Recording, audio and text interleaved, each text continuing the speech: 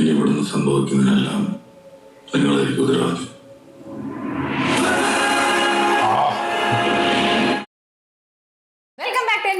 നമ്മൾ റിയാക്ഷൻ ചെയ്യാൻ പോകുന്നത് നമ്മളിപ്പോൾ റിയാക്ഷൻ വരെ ചത്തപ്പ ചമ്മൂടെ കഴിഞ്ഞുള്ളൂ. അപ്പോഴാണ് പെട്ടെന്ന് നമ്മൾ വലതുവശത്തെ കള്ളൻ എന്ന് പറയുന്ന മൂവിയുടെ ഒരു ട്രെയിലറും കൂടി കണ്ടത്.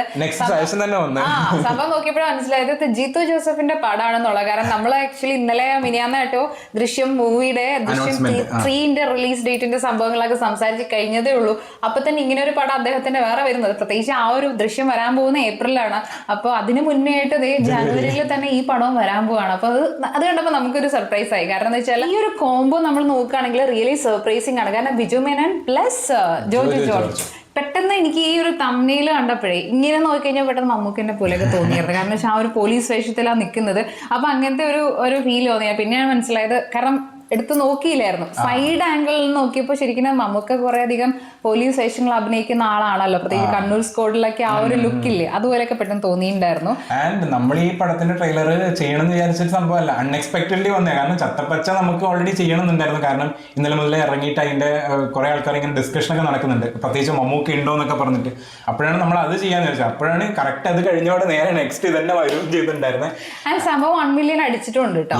ആൻഡ് ഇവർ രണ്ടുപേരെ പറ്റിയിട്ട് പറയുകയാണെന്നുണ്ടെങ്കിൽ രണ്ടുപേരും ഭയങ്കരമായിട്ട് സ്ട്രോങ് ആയിട്ടുള്ള റോൾസ് ഹാൻഡിൽ ചെയ്യാൻ പറ്റുന്ന 2 ആക്ടേഴ്സ് ആണ്. അപ്പൊ അതുകൊണ്ട് എന്തായിരിക്കും കള്ളൻ പോലീസ് കളിയാണെന്ന് തോന്നുന്നു ഏകദേശം. എനിക്ക് വലതുവശത്തെ കള്ളൻ എന്ന് പറയുമ്പോൾ പ്രത്യേകിച്ച് മമ്മൂക്കയുടെ രാജമണിക്കത്തിലെ ഡയലോഗ് ഓർമ്മയില്ല, വലത്താട്ട് നിൽക്കണം എന്ന് പറയില്ലേ, അതിന്റെ ഒരു ഫീല പെട്ടെന്ന് കേൾക്കുമ്പോൾ വരുന്നത്. ആൻഡ് ബിജു മേനോൻ ചേട്ടൻ എന്ന് പറയുന്നത് എനിക്കൊന്ന് ലാസ്റ്റ് തലവന് ശേഷം വേറെ പടം ഇറങ്ങിയിട്ടുണ്ടോന്ന് എനിക്കറിയില്ല, ഇറങ്ങിയൊന്നും വലിയ അറിവില്ല. പക്ഷെ തലവനിലെ ഗംഭീര പെർഫോമൻസ് ആയിരുന്നു കേട്ടിട്ടുണ്ടായിരുന്നു. പ്രത്യേകിച്ച് ബിജു മേനോനും ആസിഫ് അലി രണ്ടുപേരും അതിലും പോലീസാണ്. ആ ഒരു സ്ട്രോങ് പോലീസ് ആയിട്ടുള്ള അതിന്റെ 1-2 ക്ലിപ്സ് ഒക്കെ ഞാൻ കണ്ടിട്ടുണ്ട്. ഭയങ്കര ഒരു ഈഗോ അടിച്ചിട്ട് രണ്ടുപേരും സംസാരിക്കുന്നത്, അവർ ഭയങ്കര സ്ട്രോങ് ആയിട്ട് സംസാരിക്കുമ്പോൾ ആള് ഭയങ്കരമായിട്ട് സ്കോർ ചെയ്യും. ആസിഫ് അലിയും ബിജുമേനും വരുന്നുണ്ട്, ബിജുമേനും ഭയങ്കരമായിട്ട് സ്കോർ ചെയ്യും, നമുക്ക് ഫീൽ ചെയ്യാം. ഈവൻ നമ്മൾ അയ്യപ്പനും കോശിയിലടക്കം അല്ലേ, രാജുവേട്ടനെക്കാളും കുറെ സ്ഥലത്തൊക്കെ ബിജുമേനെ പവർഫുൾ ആണ്. യെസ്. ആൻഡ് ജോജു ചേട്ടനാണ് പിന്നെ പറയണ്ട, ആള് നന്നായിട്ട് ഉപയോഗിച്ച് കഴിഞ്ഞാല് ഭയങ്കര സ്ക്രീൻ ലുക്കാണ് അല്ലേ, സ്ക്രീൻ പ്രസൻസ്. എനിക്ക് തോന്നുന്നു ആ ഒരു വന്ന് നിന്നാൽ തന്നെ ഭയങ്കര ഒരു അടിക്കാനുള്ളൊരു ഫീല് കിട്ടാറുണ്ട് ആള് ചെയ്യുന്നത്. നമുക്ക് തോന്നും എടാ അടിക്കടാന്നുള്ളൊരു അല്ലേ, ആ ഒരു സംഭവം കിട്ടാറുണ്ട്. അപ്പം എന്തായാലും കണ്ടു നോക്കാം. ഞാൻ എക്സ്പെക്ട് ചെയ്യുന്ന നല്ലൊരു ത്രില്ലറാണ്. കാരണം ജീത്തു ജോസഫ് അല്ലേ, റൈറ്റേഴ്സ് ഒക്കെ വേറെ കേട്ടോ അല്ലേ. തുടങ്ങിയാലോ. ഷാജി നടേശ്. അതെ, ജോൺ എഫ് കെനഡിയുടെ ഒരു ഫേമസ് കോട്ട് ഉണ്ട്, ask not what your country can do for you, ask what you can do for your country. ഞാൻ അതിലാണ് വിശ്വസിക്കുന്നത്. അല്ലാതെ ഏതെങ്കിലും പ്രാന്തൻ എന്തെങ്കിലും പറഞ്ഞിട്ട് തെളിവാകും. ആന്റണി, നിന്റെ ഈ സ്വഭാവം കാരണോ നീ ഇപ്പോഴും ഈ സർക്കിളിൽ തന്നെ കിടന്നില്ല.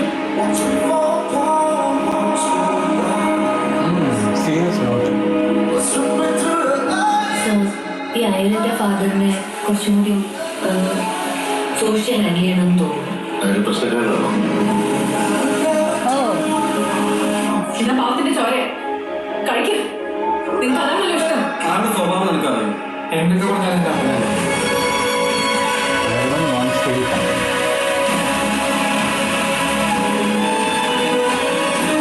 മെമ്മറീസ് വൈബൊക്കെ ഉണ്ടല്ലോ.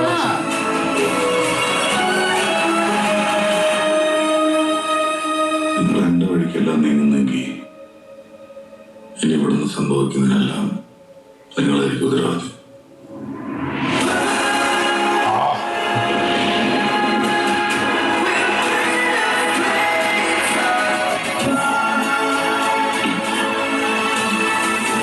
മരിച്ചവർക്ക് നീതി വേണമല്ലോ, നമ്മൾ ജീവിച്ചിരിക്കുന്നവരെ വേണ്ടി അത് വാങ്ങിക്കൊടുക്കാൻ. ഭയങ്കര ഒരു മറ്റേതല്ലേ,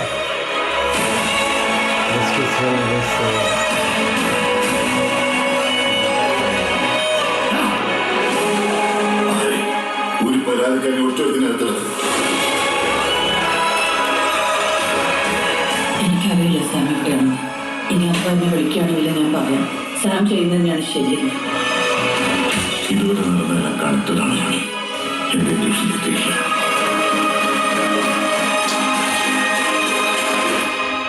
നല്ല ട്രെയിലർ. പാറ്റേൺ എപ്പോഴും എന്റെ കയ്യിൽ തന്നെയാ സാറേ. പാറ്റേൺ കിട്ടിട്ട് സാർ അവിടെ തുടങ്ങിയാൽ മതി. അതുവരെ ഇളവുകൾ തരുന്നതും ശിക്ഷകൾ തീരുമാനിക്കുന്നതും ഞാൻ മാത്രമായിരിക്കും അല്ലേ.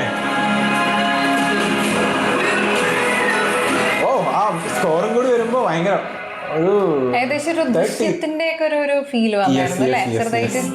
അതായത് ദൃശ്യത്തിന് മുന്നേ ഒരു ദൃശ്യം അല്ലെ, അതുപോലെ ഒരു ദൃശ്യം വൈബ് ചെറുതായിട്ട് എവിടെയോ തോന്നിയായിരുന്നു. പ്രത്യേകിച്ച് ചില ഷോട്ടിലൊക്കെ നമ്മളുടെ ആ ഒരു കാറൊക്കെ അല്ലെ മറ്റേ എന്താ കുഴിച്ചിട്ട് കഴിഞ്ഞിട്ടൊക്കെ ലാലേട്ടൻ വരുന്നൊരു ഷോട്ടില്ലേ, സിനിമാറ്റോഗ്രാഫറാണ് സതീഷ് കുറുപ്പ്.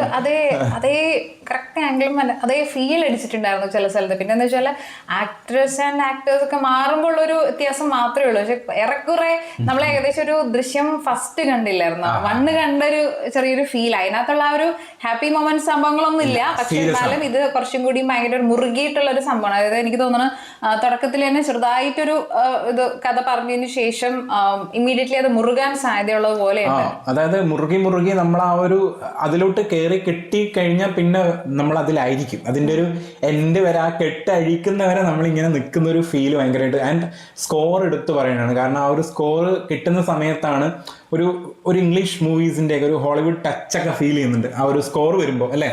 വിഷ്വൽസിന്റെ കൂടെ, കാരണം വിഷ്വൽ അങ്ങനെയാണ്, ഭയങ്കര ഫാസ്റ്റ് അല്ല, സ്ലോലിയാണ് ഓരോ ഷോട്ടും കാണിക്കുന്നത്. നമ്മൾ അങ്ങനെയാണല്ലോ ഇപ്പൊ ഈ ഹോളിവുഡ് മൂവീസ് കുറച്ച് ഡീറ്റെയിലിംഗ് ആയിരിക്കും. നമ്മൾ ചില സിനിമകളൊക്കെ കണ്ടില്ലേ, ഒരു ത്രില്ലർ മോഡ് വരുമ്പോൾ അതിലൊരു ഡീറ്റെയിലിംഗ് ഭയങ്കര. ആൻഡ് ആദ്യത്തെ എനിക്ക് 1-2 ഫ്രെയിം ഒക്കെ കണ്ടപ്പോൾ മെമ്മറീസും ഭയങ്കരമായിട്ട് അടിച്ചു. മെമ്മറീസ് ജോസഫിന്റെ തന്നെ മൂവിയാണല്ലോ, അതിന്റെ ഒക്കെ ഒരു ഫീൽ ചിലപ്പോൾ അങ്ങനെ ആവാം. കാരണം അദ്ദേഹത്തിന്റെ പടമാണല്ലോ, അപ്പൊ എല്ലാത്തിലും എന്താ പറയാ അതിനകത്തൊരു ആൻഡ് പ്രത്യേകിച്ച് ദൃശ്യത്തിന്റെ അതേ സിനിമാറ്റോഗ്രാഫർ ആണെന്ന് പറഞ്ഞു. അപ്പൊ അങ്ങനെയൊക്കെ വരുന്ന സമയത്ത് ഇല്ലേ നമുക്ക് അങ്ങനെ തോന്നുന്നു. പ്രത്യേകിച്ച് എനിക്ക് തോന്നുന്നു ഇവർ രണ്ടുപേരുടെയും ക്യാരക്ടർ, ഇവർ രണ്ടുപേരും തന്നെ ആയിരിക്കും ഇതിനകത്ത് ഹൈലിയസ്റ്റ് ആയിട്ട് സ്കോർ ചെയ്യാൻ പോകുന്നതും. കാരണം അഗെയിൻ അതിലും ഒരു അയ്യപ്പൻ കൊച്ചി സംഭവം എന്തൊക്കെയോ ഒരു സാധനം ഫീൽ ചെയ്യുന്നുണ്ട്. അതായത് രണ്ടുപേരുടെയും ആ ഒരു ഡയലോഗ് ഡെലിവറിയും പിന്നെ അവർ തമ്മിലുള്ള ആ ഒരു ഡയലോഗിലുള്ള പവറൊക്കെ ആയിരിക്കും. ആൻഡ് ഇതിൽ ജോർജ് കുറച്ചും കൂടി സ്ട്രോങ് ഫീൽ ചെയ്യുന്നുണ്ട്.